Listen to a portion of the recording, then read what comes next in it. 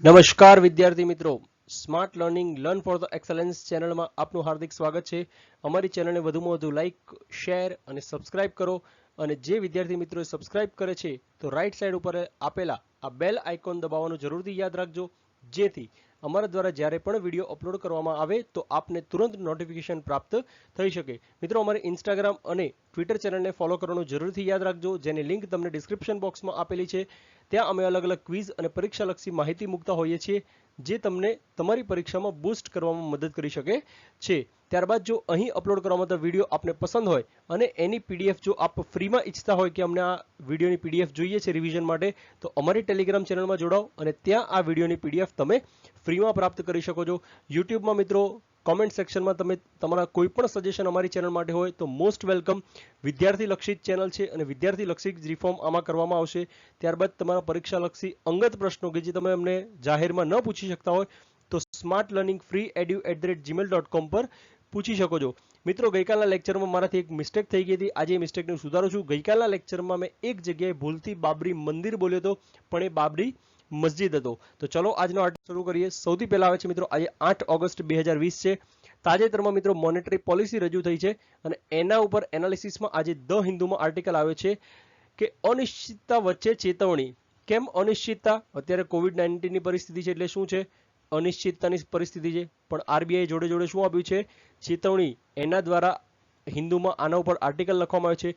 GPSC વાળા મિત્રો માટે પેપર 6 ટોપિક ખ અર્થશાસ્ત્ર સાથે તમે આ ટોપિકને રિલેટ કરી શકો છો, કારણ કે કોવિડ-19માં ઇકોનોમી એ બહુ મોટા પાયે રિફોર્મ કર્યા છે અને આજે મોનેટરી પોલિસીમાં શું શું સુધાર થયા છે એને સંલગ્ન અને એના નાના નાના કોન્સેપ્ટ ક્લાસ 3 વાળા મિત્રો પણ ધ્યાન રાખજો, તમને આ બધા કોન્સેપ્ટ ઘણી બધી પરીક્ષાઓમાં કામ આવે એવા નાના નાના કોન્સેપ્ટ હું આ આર્ટિકલમાં તમને સમજાવવાનો છું। ત્યારબાદ મિત્રો આજના આર્ટિકલમાં આપણે શું શું શીખીશું, તો સૌપ્રથમ હું તમને જણાવીશ કોન્ટેક્સ્ટ, ત્યારબાદ મોનેટરી પોલિસી કમિટી અને આની દરેકે દરેક કી પોઈન્ટ આરબીઆઈ જે જાહેર કરે છે જણાવીશ। ત્યારબાદ વૃદ્ધિ, ફુગાવો અને વ્યાજદર આ ત્રણ વચ્ચેની લિંક કઈ કઈ છે અને આરબીઆઈ દ્વારા જે અલગ અલગ આર્થિક પગલાં લેવામાં આવ્યા છે તો એ કયા છે, અને અંતે તમને હું જણાવીશ કન્ક્લુઝન। તો આજનો આર્ટિકલ શરૂ કરીએ। સૌથી પહેલા આવે છે કોન્ટેક્સ્ટ। તો કોન્ટેક્સ્ટ શું છે? તો તાજેતરમાં ઓગસ્ટ 2020માં આરબીઆઈ દ્વારા નાણાકીય નીતિ અહેવાલ બહાર પાડવામાં આવ્યો છે, જે છે શું છે અત્યારે દર 2 મહિને બહાર પાડવામાં આવે છે। તો નાણાકીય નીતિ એટલે શું? આ પ્રશ્ન બધાને થવો જ જોઈએ। તો નાણાકીય નીતિ એટલે એવું કે નાણાંના માંગ અને પુરવઠા વચ્ચે સંતુલન જાળવી રાખવાની નીતિ, એને કહેવાય છે નાણાકીય। જુઓ, વ્યાખ્યા એના શબ્દોમાં જ વ્યાખ્યા છે નાણાકીય નીતિ, એટલે કે નાણાંનો જે માંગ અને પુરવઠો છે એમાં સંતુલન જાળવે એના માટેની નીતિ એટલે કઈ નીતિ? નાણાકીય નીતિ। ત્યારબાદ પૂછવામાં આવે કે આ નાણાકીય નીતિ અહેવાલ એ કોણે પ્રકાશિત કર્યો છે, તો એના માટેની એક સમિતિ છે જેને આપણે કહીએ છીએ નાણાકીય નીતિ સમિતિ, અને ઇંગ્લિશમાં કહેવાય છે મોનેટરી પોલિસી કમિટી, જેના અધ્યક્ષ હંમેશા બાય ડિફોલ્ટ કોણ હોય છે? આરબીઆઈ ગવર્નર હોય છે। તમે મને કોમેન્ટ સેક્શનમાં મિત્રો જે પણ વિદ્યાર્થીઓ જીપીએસસી વાળા છે જરૂરથી જણાવશે કે મોનેટરી પોલિસી કમિટી તો એમાં કુલ કેટલા સભ્યો હોય છે। ત્યારબાદ મિત્રો નેક્સ્ટ આવે છે આરબીઆઈ નો જે એક્ટ છે, કયો છે? 1934, એના અંતર્ગત આરબીઆઈ ની સ્થાપના કરવામાં આવી છે અને એના જ હેઠળ જે આ એમપીસી છે એટલે કે મોનેટરી પોલિસી કમિટી છે, આ એક વૈધાનિક અને સંસ્થાકીય માળખું ધરાવે છે અને જેનો ઉદ્દેશ્ય શું છે કે ભારતમાં વૃદ્ધિના ઉદ્દેશને ધ્યાનમાં રાખી અને ભાવમાં સ્થિરતા જાળવવાનો મુખ્ય ઉદ્દેશ છે કોનો છે? મોનેટરી પોલિસી કમિટીનો છે। અને એમપીસી ને મુખ્યત્વે કામ શેના આધારે કરે છે? ફુગાવાને લક્ષ્યાંકને ધ્યાનમાં રાખીને એના વ્યાજદરમાં વધારો અને ઘટાડો કરે છે। પરંતુ તાજેતરમાં એમપીસીએ શું કર્યું છે? રેપો રેટમાં કોઈ વધારો કે ઘટાડો કર્યો નથી, પણ તમને એટલી ખ્યાલ હોવી જોઈએ કે આ એમપીસી નો ફુગાવાનો લક્ષ્યાંક કઈ સમિતિએ નક્કી કર્યો છે? તો 2015માં બનાવવામાં આવેલી ઉર્જિત પટેલ સમિતિ દ્વારા શું લક્ષ્યાંક રાખ્યો હતો? તો ફુગાવાને 4% બેન્ચમાર્કમાં નક્કી કર્યો હતો અને પછી જણાવ્યું હતું કે પ્લસ ઓર માઇનસ 2% થઈ શકે, એટલે 4% તો હોવું જ જોઈએ, પરંતુ 2% સુધી જાય તો પણ ચાલશે અને 6% સુધી જાય તો પણ ચાલશે। ધેટ મીન્સ કે એક તમને વિન્ડો આપી દીધી ફુગાવાની। ફુગાવો જો તમે 2 થી 6% રાખશો તો ઇકોનોમી તમારી પાટે ચડી રહેશે। ત્યારબાદ જોઈએ આપણે તો એમપીસી ના કી પોઈન્ટ્સ કયા છે, તો રાઈટ સાઈડ ઉપર મિત્રો તમારા આરબીઆઈ ના ગવર્નર છે શક્તિકાંત દાસ। તો એમણે જે પોલિસી પ્રિસ્ક્રિપ્શન આપ્યું છે ટૂંકમાં હું તમને જણાવી દઉં શું છે। હવે ઓગસ્ટ 31 પછી મિત્રો તમારે પણ જો કોઈ ઈએમઆઈ બાકી હોય તો હવે લોનમાં તમને ઈએમઆઈ તો ફરજિયાત સપ્ટેમ્બર મહિનાથી ભરવો પડશે, કોઈ એક્સટેન્શન નથી. ત્યારબાદ લોનને રીસ્ટ્રક્ચર કરી આપશે, તો એ આપણે આર્ટિકલમાં ડિસ્કસ કરીશું. ત્યારબાદ વ્યક્તિગત બોરોવર એટલે વ્યક્તિગત જે લોકોએ નાણાં લીધા હશે બેંકો પાસેથી એમને થોડીક રાહત આપવામાં આવી છે. ત્યારબાદ જે ગોલ્ડ લિમિટ છે એને ઇન્ક્રીઝ કરવામાં આવી છે, એ હું તમને આર્ટિકલમાં જણાવીશ.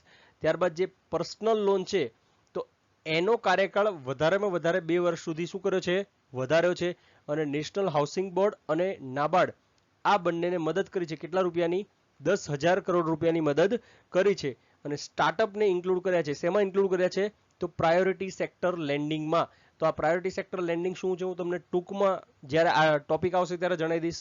હવે આપણે એમપીસીના કી પોઈન્ટની વાત કરી લઈએ. શું છે એમપીસીના કી પોઈન્ટ? સૌથી પહેલા નીતિગત દરોને કેવા રાખ્યા છે, યથાવત. એના અંતર્ગત રેપો રેટ કેટલો છે, 4% અને રિવર્સ રેપો રેટ અત્યારે કેટલો છે, 3.35%. યુપીએસસી વાળા અને જીપીએસસી વાળા મિત્રો ખાસ આ ફિગર જોઈ લે, કારણ કે યુપીએસસીમાં એવો ક્વેશ્ચન પૂછાયેલો છે કે અહીંયા જોઈ લઈએ, આપણે ક્વેશ્ચન બનાવી લઈએ. ફેબ્રુઆરી 2019 થી ઓગસ્ટ 2020 સુધી રેપો રેટ હંમેશા એક ડિક્લાઇન થતો રહે છે. તો જવાબ શું થશે, ખોટો. કેમ? કારણ કે જુઓ અહીંયા વચ્ચે 3 વખત શું હતો, સ્ટેબલ હતો, 5.15 5.15 5.15. હા ઘટે છે પણ કન્ટિન્યુઅસલી ઘટતો નથી, ઝિગઝેગ છે, ઘટે છે પછી કોન્સ્ટન્ટ રહે છે પછી પાછો ઘટે છે અને અત્યારે પાછો કોન્સ્ટન્ટ થયો છે. તો ફેબ્રુઆરીમાં કેટલો હતો, 6.25 હતો, અત્યારે કેટલો થઈ ગયો છે, 4% જેટલો થઈ ગયો છે. બાદ નેક્સ્ટ આવે છે, તો મિત્રો આ નીતિગત દરો યથાવત રાખવાનું કારણ શું છે? જીપીએસસી ની મુખ્ય પરીક્ષામાં તમને પૂછે તો આ 4 પોઈન્ટ્સ તમને યાદ હોવા જોઈએ. તો પહેલો પોઈન્ટ શું છે, છૂટક ફુગાવો જે શેના આધારે માપવામાં આવે છે, તો તેને કહેવાય છે કન્ઝ્યુમર પ્રાઇસ ઇન્ડેક્સ, આપણે શોર્ટમાં એને સીપીઆઈ કહીએ છીએ. તો એના આધારે નક્કી થાય છે છૂટક ફુગાવો, જે માર્ચ મહિનામાં મિત્રો 5.84% હતો ને, એ જૂન મહિનામાં વધીને કેટલો થયો છે, 6 થી 9%. યાદ કરો મિત્રો, 2, 4 ને 6 મેં આગળ જોયું, આ તો 6%ની વિન્ડો શું થઈ ગઈ તમારી, ક્લોઝ થઈ ગઈ. દેટ મીન્સ તમે એમપીસીના લક્ષ્યાંકનો શું કર્યો છે, ભંગ કર્યો છે. ત્યારબાદ બીજા પણ રીઝન છે, એક તો પૂર્વ ભારતમાં પૂર આવેલું છે.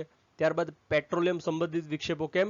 પેટ્રોલિયમ પ્રોડક્ટ છે એના ઉપર સરકાર કન્ટિન્યુઅસલી ટેક્સ વેરામાં શું છે, વધારી રહી છે, કારણ કે સરકારની બીજી આવક બંધ છે એટલે સરકારે શું કર્યું છે, પેટ્રોલિયમ ઉપર ભાર દીધું છે. ત્યારબાદ ટેલિકોમ ચાર્જમાં વધારો. કઈ રીતે? તો ટેલિકોમ કંપની આજ જુઓ, થોડાક સમય પહેલા તમારે ઇનકમિંગ કોલ પણ ફ્રી હતા. અત્યારે ટેલિકોમ કંપની શું માંગ કરે છે કે મંથલી તમારે જે 23 રૂપિયાનું કે 46 રૂપિયાનું 45 રૂપિયાનું ફરજિયાત રિચાર્જ કરાવવું પડે છે. તમારે ફોનમાં ઇનકમિંગ કોલ ચાલુ રાખવા હશે તો પણ કરવા પડશે. તો ટેલિકોમ ચાર્જીસમાં વધારો થાય છે. ત્યારબાદ વધતા કાચા માલના ખર્ચ. તો આ બધાના કારણે ફુગાવો તમારો શું છે, અસ્પષ્ટ છે. એટલે આરબીઆઈને ખબર નથી કે ભાઈ હવે આપણે નીતિગત દર વધારવો કે ઘટાડવો. મોસ્ટ પ્રોબેબલી ઘટાડવામાં ફેવર હતું, પરંતુ આ ફુગાવાનો ઉદ્દેશ જો અસ્પષ્ટ છે એટલે તેમણે શું રાખ્યું, આ ફુગાવાનો દર યથાવત રાખ્યો. ત્યારબાદ આ જે બધી પરિસ્થિતિ થઈ છે ને, એની સામે રિએક્શન આવ્યું છે 2 વસ્તુમાં, એક સ્ટીલ અને બીજું સોનું. આજકાલ તમે દરેક બીજા દિવસે છાપામાં વાંચતા હશો, સોનાનો ભાવ 50,000, પછી થયો 55,000 અને આજના લગભગ ન્યૂઝપેપરમાં મેં વાંચ્યું છે તે પ્રમાણે 57,000 ભાવ પહોંચ્યો છે સોનાનો. દેટ મીન્સ કે આ લોકો નાણાંની જે સલામતી આ બધા પ્રોડક્ટ્સમાં પહેલા ઇન્વેસ્ટ કરતા હતા, તો હવે શેમાં કરે છે, સ્ટીલ અને સોનામાં. એથી એમાં શું થઈ ગયું છે, અત્યારે એના ભાવમાં વધારો થઈ ગયો છે. અને અંતે જે COVID-19ની સપ્લાય ચેન છે એમાં વિક્ષેપ આવ્યો છે. તો આ બધા જ કારણોને કારણે શું કર્યું છે, નીતિગત દરોને યથાવત રાખવામાં આવ્યા છે. ત્યારબાદ બીજો પોઈન્ટ આવશે, લોન રીસ્ટ્રક્ચરિંગ. તો લોન રીસ્ટ્રક્ચરનો મતલબ હું તમને ટૂંકમાં સમજાવી દઉં. ધારો કે આ કોઈ એ પર્સન છે, આણે એબીસી બેંક પાસેથી લોન લીધી છે, બરોબર. હવે એબીસી બેંક પાસેથી એણે લોન લીધી છે, પરંતુ એણે જે ધંધામાં ધારો કે કોઈ XYZ ધંધો ચાલુ કર્યો હતો, તો આ ધંધો એનો ચાલ્યો નહીં અને ઠપ પડી ગયો, તો આ ભાઈ બેંકને લોન આપવા માટે સક્ષમ છે નહીં. તો બેંક શું કરશે, એની લોન રીસ્ટ્રક્ચર કરી આપશે. ભાઈ તું દર મહિને આટલા નહીં, ધારો કે 1 કરોડની લોન લીધી હોય, બરોબર, અને એને કીધું કે દર મહિને તારે 50,000 અમને આપવાના, વ્યાજ અને પ્રિન્સિપલ અમાઉન્ટ બંને ભેગી થઈને. પણ આ ભાઈને એમ કે ના, તને રીસ્ટ્રક્ચર કરી આપે લોન, 50 નહીં, તું અમને 25,000 આપજે. ખ્યાલ આવ્યો? તો આને ટૂંકમાં કહેવાય છે લોન રીસ્ટ્રક્ચરિંગ.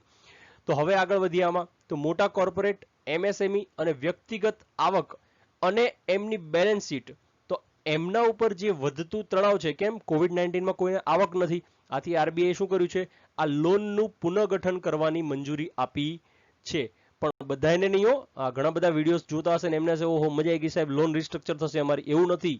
એમાં કન્ડિશન છે, લોન ભરવામાં જેનો સારો ટ્રેક રેકોર્ડ હશે અને COVID-19ની એમના ઉપર શું હશે, પ્રતિકૂળ અસર હશે, તો એમના પણ ભવિષ્યમાં શેમાં કન્વર્ટ થવાનો ખતરો છે, એનપીએ એટલે કે નોન પરફોર્મિંગ એસેટ. હવે નોન પરફોર્મિંગ એસેટ એટલે શું, ધારો કે આ એ વ્યક્તિએ બરોબર 1 જાન્યુઆરી 2020 ના રોજ લોન લીધી હતી. ક્યારે લીધી હતી, 1 જાન્યુઆરી 2020 ના રોજ લોન લીધી હતી, પરંતુ 1 એપ્રિલ 2020 સુધી એણે ન તો હપ્તો ભર્યો કે ન તો વ્યાજ આપ્યું. ધેટ મીન્સ કે આ એ પાર્ટી છે એ શું થઈ ગઈ, નોન પરફોર્મિંગ એસેટ થઈ ગઈ. એટલે ટૂંકમાં કહેવાનો મતલબ એ કોઈ પણ વ્યક્તિ 90 ડેઝ સુધી બેંકનું વ્યાજ કે તેની મૂડી પાછી ન આપે તો એને આપણે શેમાં ગણીશું, એનપીએ એટલે કે નોન પરફોર્મિંગ એસેટ્સમાં ગણીશું. પરંતુ યાદ રાખજો મિત્રો, ખેતી ક્ષેત્રમાં આવું નથી. ખેતી ક્ષેત્રમાં એને દિવસો ગણવામાં નથી આવતા, એમાં ક્રોપિંગ સિઝન એટલે કે તમારી જે પાક લેવાની સિઝન છે, ખરીફ હોય રવિ પાક લેવાની સિઝન, તો એ સિઝનના આધારે, એટલે ક્યારેક પૂછાય કે ખેતીમાં એનપીએ 90 ડેઝ ના 90 ડેઝના આધારે ગણાતું નથી. એમાં એનપીએ શેના આધારે ગણાય, ક્રોપિંગ સિઝન જે ફેલ થાય એના આધારે ગણાય છે. ત્યારબાદ મિત્રો આ લોન રિસ્ટ્રક્ચર કોના માટે છે, જે વ્યક્તિઓએ 1 માર્ચ 2020 ના રોજ જે કોઈ સંસ્થામાંથી ધિરાણ લીધું હશે પરંતુ એનું વ્યાજ કે મૂડી ભરવાની 30 દિવસથી વધારે હપ્તાની ચૂકવણી બાકી નહીં હોય. ક્યારે, 1 માર્ચ, જ્યારે આપણને ખબર છે 22 માર્ચથી આપણે લોકડાઉન ફેસ કરી રહ્યા છે, એટલે 1 માર્ચના દિવસે તમે 30 દિવસથી વધારે કોઈ પેન્ડિંગ વ્યાજ કે લોન ભરી નહીં હોય તો તમારા માટે આ લોન રિસ્ટ્રક્ચર સ્કીમ હશે. અન્ય તમામ માટે તો શું છે, આરબીઆઈના જે પ્રુડેન્શિયલ ફ્રેમવર્ક છે એના અંતર્ગત જ તમને લોન રિસ્ટ્રક્ચર કરી આપવામાં આવશે. એ લોન રિસ્ટ્રક્ચરમાં અલગ અલગ 3R ની પોલિસી છે આરબીઆઈની. રેક્ટિફિકેશન આવે છે, રિસ્ટ્રક્ચર આવે છે, રિકવરી આવે છે, અને પછી જો તમે ન ભરો તો એ અલગ અલગ મિત્રો આખી લોંગ ચેન છે આરબીઆઈની. પણ યાદ રાખજો મિત્રો, આ જે લોન પુનઃગઠન યોજના છે ને, આના માટે એક સમિતિ બનાવવામાં આવવાની છે. એનું નામ હશે કેવી કામત. આ છે આઈસીઆઈસીઆઈ બેંકના ભૂતપૂર્વ અધ્યક્ષ. એમની અધ્યક્ષતામાં આ લોન રિસ્ટ્રક્ચર માટેની એક કમિટી બનાવવામાં આવશે. ત્યારબાદ આવશે લિક્વિડિટી સપોર્ટ. તો આની મુશ્કેલીઓ માટે જે નાના નાના ફાઇનાન્સર છે અને હોમ લોન છે, તો આવી કંપનીઓને મદદ કરવા માટે નાબાર્ડ અને એનએચબી એને કેટલા રૂપિયાની સહાય કરી છે, 10,000 કરોડ રૂપિયાની સહાય કરી છે. અને આ બંનેને શેના આધારે, રેપો રેટના આધારે નાણાં આપવામાં આવશે. નેક્સ્ટ આગળ આવે છે મિત્રો ગ્રોથ પ્રોજેક્શન, કે આરબીઆઈ આ નીતિ દ્વારા ગ્રોથનું પ્રોજેક્શન કેવી રીતે કર્યું છે. કારણ કે મિત્રો જો આર્થિક પ્રવૃત્તિઓ એપ્રિલ મેમાં શરૂ થઈ ગઈ હતી, પરંતુ COVID-19ના કેસ વધ્યા તો ફરીવાર લોકડાઉનનો કરવાની ફરજ પડી, એટલે આર્થિક પ્રવૃત્તિઓ શરૂ થઈ ગઈ છે એવું આપણે કહી શકીએ નહીં. હા, પણ ખેતી ક્ષેત્રમાં જે ખરીફ વાવણી થઈ છે એમાં સુધારો છે, એટલે ખેતી ક્ષેત્રે આપણને વધુ ગ્રોથ થવાની સંભાવના છે. ત્યારબાદ ઇન્ડસ્ટ્રીયલ સેક્ટરનો ગ્રોથ પ્રોજેક્શન. તો આરબીઆઈનું કહેવું એવું છે કે મેન્યુફેક્ચરિંગ કંપની છે એ 2020-21નો બીજો ક્વાર્ટર છે એમાંથી ધીરે ધીરે બહાર આવશે, અને 2021-22નું પહેલું ત્રિમાસિક એટલે કે 2021નું જાન્યુઆરી, ફેબ્રુઆરી અને માર્ચ એમાં આનો આ જ ગ્રોથ ટકાવી રાખે એવી અપેક્ષા છે. પરંતુ એક નકારાત્મક બાબત એ છે કે 2020-21માં જીડીપી આપણો કેવો રહેવાની સંભાવના છે, નકારાત્મક રહેવાની સંભાવના છે. પરંતુ જો ન કરે નારાયણ તમારે કોઈ દવા મળી જાય તો રોગચાળાનું કોઈ પ્રારંભિક સમાધાનથી એમાં સુધારો થઈ શકે છે. ત્યારબાદ નેક્સ્ટ આવશે મિત્રો આ વૃદ્ધિ, ફુગાવો અને વ્યાજ દર, આ વચ્ચેની સંબંધ શું છે. આ ધ્યાનથી સાંભળજો મિત્રો, આ કોન્સેપ્ટ બહુ જ સરસ છે. મિત્રો અર્થવ્યવસ્થાની વૃદ્ધિ થાય, બરોબર, ઇકોનોમી વૃદ્ધિ થાય તો તમારી આવક વધે, બરોબર. હવે તમારી પાસે આજે 10 રૂપિયા છે અને કાલે 100 રૂપિયા હોય, બરોબર. 10 રૂપિયા તમે ધારો કે એક નાની એવી રૂપિયાની ચોકલેટ ખાતા હોય, પણ 100 રૂપિયા આવે તો શું કરશો, 10 વાળી ડેરી મિલ્ક ખાશો. ધેટ મીન્સ તમારી આવક વધે તો શું વધશે, તમારી માંગ વધશે, બરોબર. ધેટ મીન્સ કે ઘણા બધા લોકો જોડે 100 રૂપિયા હશે તો એ લોકો બહુ બધી ડેરી મિલ્ક માંગશે. ધેટ મીન્સ ડેરી મિલ્કની ભાવમાં શું થશે, વધારો. એટલે અર્થવ્યવસ્થાનો વૃદ્ધિ થાય તો આવક વધે, આવક વધે તો માંગ વધે, માંગ વધે તો ભાવ વધે, અને જ્યારે જ્યારે ભાવ વધે તો એને આપણે કહીએ છીએ ફુગાવો પણ વધ્યો કહેવાય. અને એને નિયંત્રણ કરવા કોઈ પણ દેશની મધ્યસ્થ બેંક શું કરે છે, એના વ્યાજ દરમાં વધારો કરે. વ્યાજ દરમાં વધારો કરે તો શું થાય, લોકો પાસે રૂપિયા ઓછા હશે, બરોબર, લોકો પાસે રૂપિયા ઓછા હશે તો એ લોકો ડિમાન્ડ પણ ઓછી કરશે, ડિમાન્ડ ઓછી કરે તો એને ભાવમાં પણ ધીરે ધીરે વસ્તુનો ઘટાડો થશે અને અંતે ફુગાવો શું થાય છે, નિયંત્રણ થાય છે. પણ એવી જ રીતે વિરુદ્ધ પરિસ્થિતિ, જો અર્થવ્યવસ્થામાં ઘટાડો થતો હોય તો શું થાય, આવક ઘટે તમારી, બરોબર, આવક ઘટે તો તમે ઓછી વસ્તુઓ ખરીદવા જશો, માંગ ઘટાડશો, માંગ ઘટે તો કોઈ પણ વસ્તુનો ભાવ ઘટશે. જેમ કે અત્યારે જોઈ શકો છો, અત્યારે તમે કોઈ પણ ધારો કે ઉદાહરણ તરીકે આપણે લઈ લઈએ, કોઈ પણ તમે શર્ટ કે પેન્ટ લેવા જાઓ છો તો દરેક જગ્યાએ તમને 50% ઓફર જોવા મળશે. કેમ? કારણ કે માંગ નથી એટલે લોકો ભાવ ઘટાડે જ છે વસ્તુ વેચવા માટે. તો ભાવ ઘટશે તો ફુગાવો પણ શું થાય, ઘટે છે. આથી અર્થવ્યવસ્થામાં સુધારો લાવવા માટે મધ્યસ્થ બેંક શું કરે છે, લિક્વિડિટી ઇન્જેક્ટ કરવી પડશે અર્થવ્યવસ્થામાં. એટલે એ શું કરે, વ્યાજ દર ઘટાડે. વ્યાજ દર ઘટાડે એટલે તમારી પાસે હાથમાં શું હશે, વધારે રૂપિયા હશે એટલે તમારી આવક વધશે, એટલે તમે માંગ વધારે કરશો, પછી ભાવ વધશે અને પછી અંતે ફુગાવો પણ નિયંત્રણમાં આવશે. તો આ વૃદ્ધિ, ફુગાવા અને વ્યાજ દર વચ્ચેનો સંબંધ છે. પરંતુ મિત્રો, COVID-19 આપણી આખી ગણતરી ઊંધી કરી નાખી છે. કેમ? અત્યારે તો માંગ અને પુરવઠો બંને ખોરવાઈ ગયા છે, બરોબર. એટલે આમ જુઓ, અર્થવ્યવસ્થા વધે તો ફુગાવો વધે, અર્થવ્યવસ્થા ઘટે તો ફુગાવો ઘટે. પરંતુ આ COVID-19 આખું આપણું સમીકરણ બદલી નાખ્યું છે. ઘટતી વૃદ્ધિ સાથે વધતો ફુગાવો એક જ સમયે આપણને જોવા મળી રહ્યો છે, બરોબર. નેક્સ્ટ આવે છે મિત્રો, આરબીઆઈ અલગ અલગ પગલા લીધા છે. કયા કયા લીધા છે? પહેલા નંબરે પ્રાયોરિટી સેક્ટર લેન્ડિંગ, બરોબર. તો એક 2015 પછી પહેલું એક નવું પીએસએલમાં એડ કરવામાં આવ્યું છે, જેને કહેવાય છે સ્ટાર્ટઅપ. તો પ્રાયોરિટી સેક્ટર લેન્ડિંગ શું છે? તો મિત્રો, આ પ્રાયોરિટી સેક્ટર લેન્ડિંગ એટલે પ્રાથમિકતા ધરાવતું ક્ષેત્ર, જેમાં વેપારી બેંકો એમના કુલ ધિરાણના, એટલે ધારો કે બેંક પાસે 100 રૂપિયા હોય ને, તો આરબીઆઈ એમ કીધું કે ભાઈ આ 100 રૂપિયામાંથી તમારે 20 રૂપિયા પીએસએલ વાળાને જ આપવાના છે. ધેટ મીન્સ 80 રૂપિયા તમારે જેને આપવા એને આપો, પણ આ 20 રૂપિયા તો ફરજિયાત કોને આપવાના, પીએસએલ ક્ષેત્રમાં. એટલે પીએસએલમાં જે નબળા વર્ગના આવે, કૃષિ ક્ષેત્ર આવે, એમએસએમઈ આવે, શૈક્ષણિક લોન આવે, આવાસ આવે, પુનઃપ્રાપ્ય ઉર્જા સ્ત્રોત, આ બધું પીએસએલમાં આવે છે. એમાં નવું એડ કર્યું છે, શું એડ કર્યું છે? સ્ટાર્ટઅપ્સને એડ કર્યા છે. ત્યારબાદ બીજા નંબર આવે છે loan to value ratio increased. એટલે આપણે જે સોનાના આભૂષણ, ગોલ્ડ ઉપર જે લોન લઈએ છીએ, બરોબર, એટલે તમે ધારો કે 10,000 રૂપિયાની ગોલ્ડ તમે બેંકમાં આપી તો એની સામે તમને કેટલા, 7,500 રૂપિયા મળતા હતા, બરોબર. પણ આરબીઆઈ એ વધારીને કેટલા કર્યા છે, 90%. અત્યારે તમે 10,000 નું સોનું આપો તો બેંક તમને કેટલા આપશે, 9,000 હવે આપશે. પરંતુ આ ક્યાં સુધી ચાલુ રહેશે, 31 માર્ચ 2021 સુધી ચાલુ રહેવાનું છે. ત્યારબાદ ત્રીજા નંબરે આવે છે ઓફલાઈન રિટેલ પેમેન્ટ સ્કીમ. આ ફાઇનાન્શિયલ ઇન્ક્લુઝન એટલે કે આર્થિક સમાવેશને પ્રોત્સાહન કરવા માટે આરબીઆઈ દ્વારા શરૂ કરવામાં આવી છે. અને ચોથા નંબરે ઓનલાઈન ડિસ્પ્યુટ રિઝોલ્યુશન. આ શું કહેવા માંગે છે? અત્યારે મિત્રો આપણે ખબર હશે, તમે બધા જ પેટીએમ હોય, ગૂગલ પે હોય, ફોન પે હોય, બધાનો ઉપયોગ કરતા હશો. તો જેટલી તમારી ડિજિટલી ટ્રાન્ઝેક્શનની સંખ્યા વધતી એટલા જ તમારા કેસીસની સંખ્યા પણ વધતી. તો ડિજિટલ ટ્રાન્ઝેક્શનની સંખ્યા વધે તો એના વધતા વિવાદોને સોલ્વ કરવા માટે આરબીઆઈ શું કર્યું છે, ઓનલાઈન ડિસ્પ્યુટ રિઝોલ્યુશન મિકેનિઝમ શરૂ કર્યું છે.